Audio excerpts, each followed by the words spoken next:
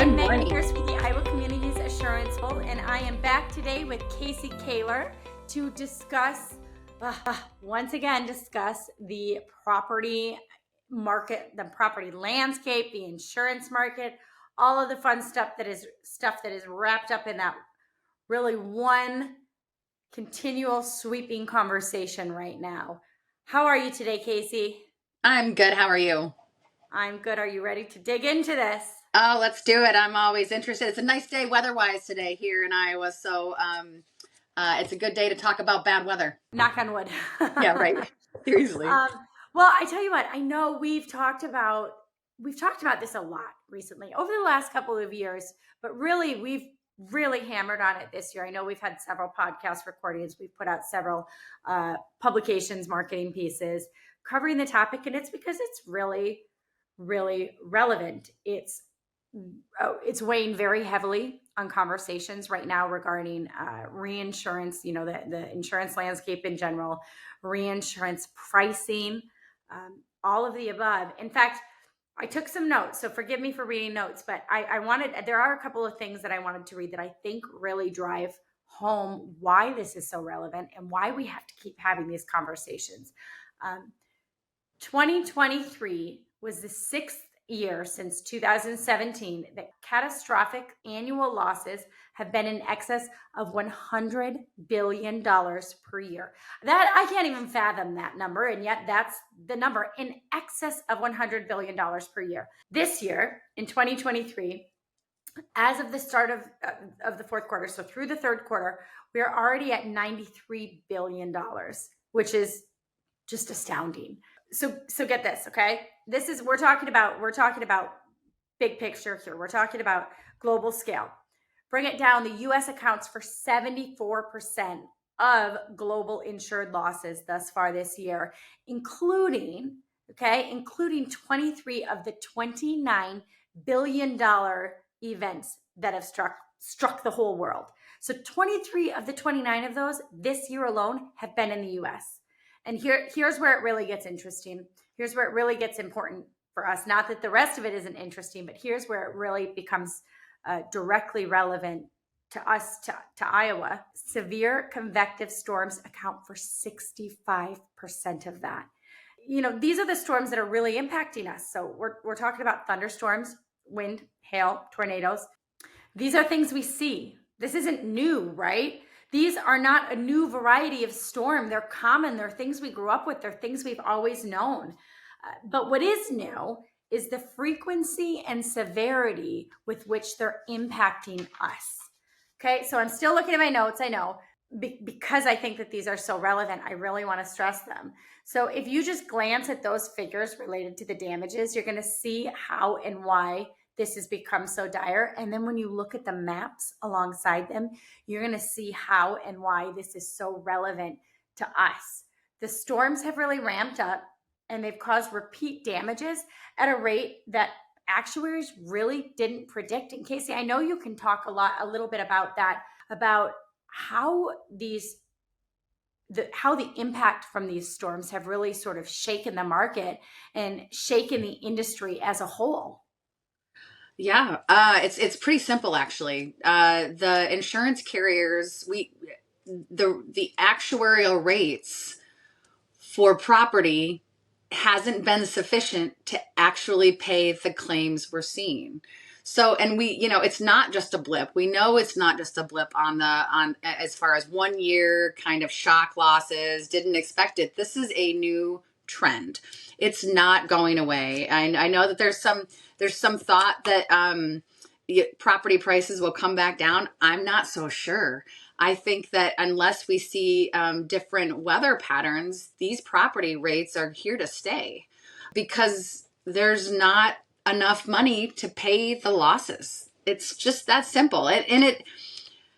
It's hard because, you can't expect or do much risk control for weather events. I mean, we've talked about if you can minimize your risk by changing the way that we construct buildings, probably, but that doesn't help us with our current lot of buildings that aren't structured that way. But certainly if you're thinking about erecting a new building, that would be my thought, is how can I put this building up so I'm not going to have these kind of losses? Because the fact of the matter is, insurance carriers, the industry, and the like are looking at deductibles differently for wind and hail than other types of exposures. And Megan, I think you mentioned to me earlier, and you kind of talked about that, what percentages those storms actually, the type of damage from those storms happens. And you said 70% of the storm damage is hail related. Well, a lot of carriers are doing a 2% wind and hail deductible. So it's a different deductible structure than we're accustomed to, because you said there's 70% of the storms are hail related. Then it's 20% of wind. So you're only left with some 10% of lightning and fire, not something significant. So it's no wonder that insurance carriers in the industry is responding with a 2% deductible. Yeah, and when you look at those events, they don't strike one building, do they? When you're talking about wind and hail, you're generally talking about an area of impact, not an item of impact. And so it really adds up. And it's, as you said, I think when you talk about, actuaries that didn't plan for this, or it's so much worse than people anticipated, it has really impacted bottom lines for coverage providers, across the board. And it's no wonder, Casey, going into that, a number of coverage providers have essentially withdrawn from Iowa's property market over the last, what would you say, 10, 12 months? Yeah, exactly. Because not only is it for a number of providers, not only is it not profitable, it's also not sustainable. And so the market has shrunk to a certain extent, right? There are fewer providers, there's fewer options for folks to choose from. And the options that are still there, the providers that are still standing, they have to tighten things up so that they can continue standing, so that they can remain in the game, if you will, and still be there several years down the road. And the way things are going right now, if they don't do that, if they don't increase their pricing accordingly, if they don't bring in enough to pay out on these losses that are repeatedly occurring, they will not be there down the road either. It's just the way the industry works. No, and it's almost like we can't guess what these weather patterns are going to do, where actuaries, that's their job, is to go, okay, long term, this is what we kind of expect, and this is what we need to charge to cover the expected losses. We're in entirely new territory as far as weather patterns go. I'm not sure current times have seen in current history, I don't think we've seen things like this.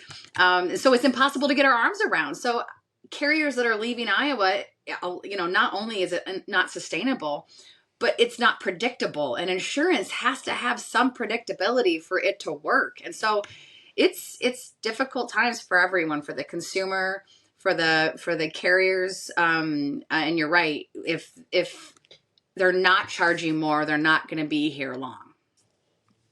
Yeah, some publications, some individuals in the industry have openly referred to Iowa as the Florida of the Midwest. And that is not a nice tagline to have, but it's something to be aware of. And while I think you're right, Casey, we can't predict, right? You can't predict year from year. But one thing I think we do know, and what that has become, increasingly more clear at this point, is that for the foreseeable future, Iowa will sit at the center of it. In fact, I was just reading an article this morning, and it was talking about where these convective storms hit the worst, right? And you get Oklahoma and you get Nebraska mentioned, and that's, sort of typical what you would associate with Tornado Alley. In this article, it specifically states that Iowa is now becoming a focus of these storms. They're hitting the state with such frequency and severity that I wouldn't say we're taking titles from anyone. And for what it's worth, we don't want your titles, right? We don't want those titles. But we know that the current state of property coverage in Iowa isn't great. And looking at the weather trends, the weather patterns, We know it's likely, it's at least going to remain where it is. It's not going away anytime soon. And in all likelihood, it's probably going to become a little bit more severe. I think we need to plan for that. I think we need to price for that. And I think we need, to the extent possible, as you said, to build for that, to prepare for that. Another thing with that, Casey, and when I say price for that, I'm not just talking about in terms of insurance premiums and contributions, which are incredibly important. I'm also talking about valuations, though. We've hammered on the topic of valuations a lot because we have all of these other factors that are also impacting these related claims right now. You have inflation, you have supply chain issues, you have increased frequency of these storms, and it's just all of these things coming into, I want to say trifecta. Can I say superfecta? There's more than three factors at play. Superfecta. You have all of these things playing in. If you have a building listed, say you have it listed at $1 million, but it was listed from 2011 or 2017, pick your year, those values aren't the same as what they should be today. You can't replace that building for the same cost. So that's an issue I think that we've talked a lot about, that we're really battling and that we really need to address. Going to the blankets, you have, or the property, you have blanket coverage. But for smaller members who have a smaller blanket, the ability to have a one building damaged, a total loss that exceeds your available coverage, that's more likely in those small communities if their properties are undervalued. Which is why I think, in between 2015 and 2020, ICAP provided valuations. It's that time again. And it's as, if not more important than it used to be because of all the inflation that we've seen over the last 3 years. Definitely. And I know we've talked about this before, but it's worth touching on. We have this inflation guard in effect, right? I think it was 10% this year. Yep. We don't know what it'll be for 2024 yet, right? 10. Oh, staying at 10. Okay. So 10% inflation guard, which is automatically increases the value of members' listed scheduled buildings by 10%. But it's only buildings, right? We're not talking about other equipment. I know that I'm in the business of buying a new car right now, and I am not happy with the numbers I'm seeing. I can't buy a car for near what I could have bought a car 3-4 years ago. And so I know members are facing the same thing there, and on a much broader scale, of course. You have that. We've talked a lot about heavy equipment. All of the pieces of equipment that public entities have, those values are not cost adjusted by this inflation guard that we have in effect. It only benefits the properties. And quite frankly, while the monthly rates and even the annual rate has come down, the inflationary rate, it is still compounding. So even though those monthly rates of inflation have come down, our overall cost is still trending up. And in many cases, that 10% isn't going to cover. No. It's there as a benefit. It's there to help. It isn't there to fall back on. It's not going to cover the value increase that members really should be seeing. No, I couldn't agree more, Megan. And you're right about the other property and how the inflation guard doesn't apply. But fun fact, we are working so that in the next couple of months, we will be able to apply that inflation guard to all property. It won't be available straight away, but we're working really hard to get that done and available still in the first quarter of 24. That is a fun fact. I did not know that. That's an exciting little fact there. I'm sorry. I just learned that yesterday afternoon, so I apologize. No, I think that's fantastic. And that I think that will be really, really helpful. But again, for anybody who might be listening, that's there as a tool. It's there to help. It's not the fallback. We definitely still want everyone looking at their values. In fact, we have next week, Casey, on the 26th of October, we have our auto SOV workshop where we're going to look specifically at the auto schedule. So the auto statement of values, that's SOV.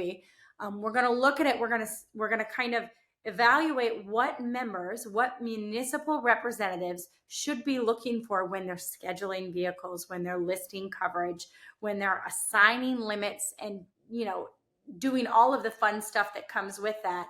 It's really important. It's really timely. Like I said, I know as my husband and I are looking at a second car, and it's way more expensive than it used to be. And so if you're buying them at a higher premium, even for a used car, you know your values of your existing cars. If they're not brand new, if you haven't just purchased it, they're likely not valued appropriately if it hasn't been looked at. True.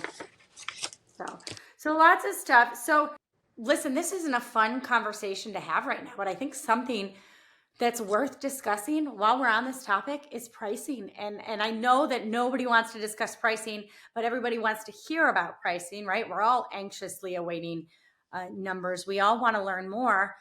Casey, I know that given current market conditions and several of these coverage providers, both on personal and commercial lines, several coverage providers have withdrawn from the property insurance market in Iowa. They no longer want to offer coverage, and that has left a number of their insureds, a number of the entities that they provided coverage for. That's left them in a real bind. And so, I think at this stage, while it's not, nobody wants to see a big increase. Getting an increase of 50% is better than getting a letter that says you have no coverage at all. I shudder at 50%. It is not going to be 50% scary.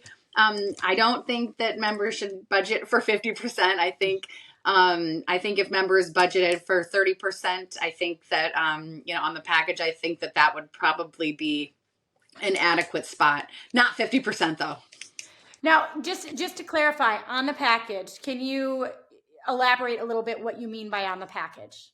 Sure. So generally, a member has several different lines of coverage with ICAP. You have liability lines, which consist of your general liability, your auto liability, your law enforcement liability, and your public officials liability. Okay.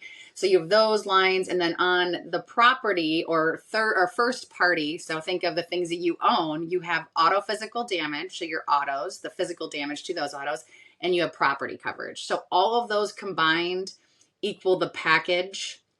And in general, I would say 30% on the package is appropriate. Yeah, and it sounds like a hard number to swallow, but again, I just go back to the fact that there are homeowners that were told that their coverage provider, their insurance company, isn't going to offer them coverage anymore. There are public entities that lost their coverage earlier this year. They were just basically set out to market, and while it's not a number that we want to have to think about, the reality is, as I said, any coverage is better than no coverage at all at this point, especially looking at these weather trends, looking at these weather patterns, looking at the frequency with which Iowa communities have been affected. It's always better safe than sorry. It's definitely something we want to be planning for and preparing for, and know that we have the right coverage in place. And, ICAP was born in a difficult market. ICAP was born there, and we're familiar with the territory. We were built to sustain difficult times, and we'll persevere through this too, and will continue to be available to Iowa public entities. It's just might not be pretty all the way through. Yeah. That's a relationship, isn't it? That's any relationship, including with your coverage provider. But yeah, I think it's important. I know we're going to talk more about this. I know the conversations are ongoing. As I said, I know we're all anxiously awaiting final numbers. I know that there are people fighting really hard for those final numbers and fighting really hard on ICAP's behalf. And we're very, very lucky that we have them fighting on our behalf. Certainly, I'm grateful for them. But yeah, we'll release more on this soon. We'll talk more about it at our SOV workshop next week. That is, for anyone listening, that's going to be Thursday, October 26th at 10 a.m. You'll get to listen to Casey and I live via Zoom again, but it will be a live session. But yeah, I think more to come. All right. Well, thank you for sitting down with me today, Casey. I know that you have a conference you're headed out to shortly. So certainly we appreciate your time. Thanks very much. I appreciate it. I'll be headed to IMFOA here in a little bit. All right. Enjoy your afternoon. Thanks, you too.